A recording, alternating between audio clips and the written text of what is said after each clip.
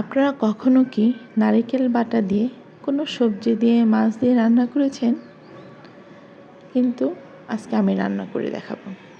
আসসালামু আলাইকুম সবাইকে, কেমন আছেন সবাই?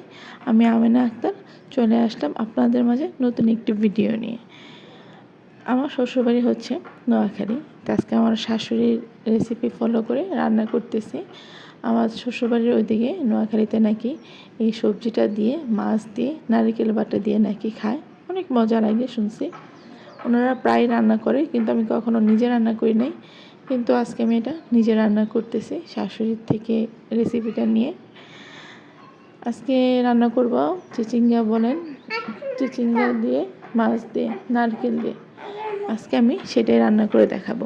তার জন্য প্রথমে আমি কড়াইতে পর্যাপ্ত পরিমাণ তেল দিয়েছি পেঁয়াজ কুচি। পেঁয়াজগুলিকে যখন সামান্য একটু নরম হয়ে আসছে বা একটু কালার পরিবর্তন হচ্ছে, সেই পর্যায়ে আমি দিয়ে দিচ্ছি রসুন বাটা এবং সামান্য জিরে বাটা মশলা উপকরণগুলোকে আমি সুন্দরভাবে হালকা একটু তেলে ভেজে নিয়েছি।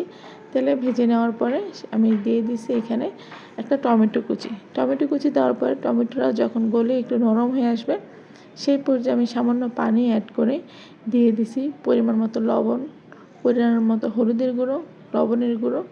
সম্পূর্ণ উপকরণগুলো সুন্দর করে আমি শুকনো উপকরণগুলো মশলার সাথে ভালোভাবে একটু কষিয়ে নিয়েছি।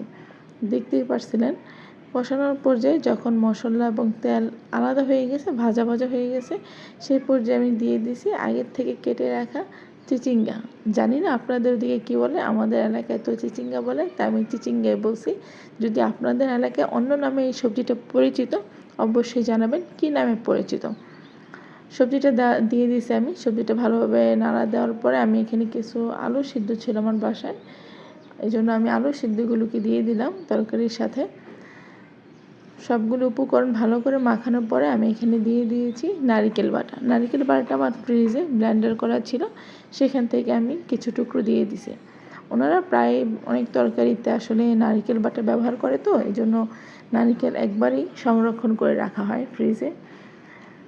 যখন মশলাগুলোকে আমি সুন্দর করে কষানো হয়ে যাবে, সেই পর্যায়ে আমি পানি অ্যাড করব।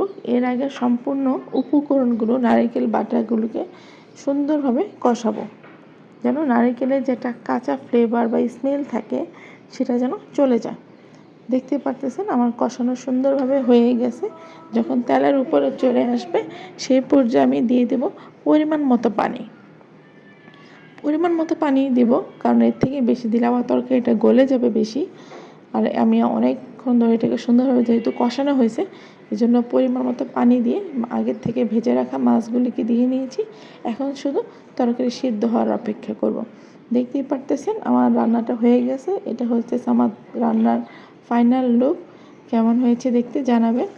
সেই পর্যন্ত সবাই ভালো থাকবেন। ইনশাআল্লাহ আগামীতে নতুন একটি ভিডিও নিয়ে দেখা হবে। আল্লাহ হাফেজ, ভালো থাকবেন সবাই। অবশ্যই জানাবেন রান্নাটা কীরকম হয়েছে, ঠিক আছে? আসসালামু আলাইকুম সবাইকে।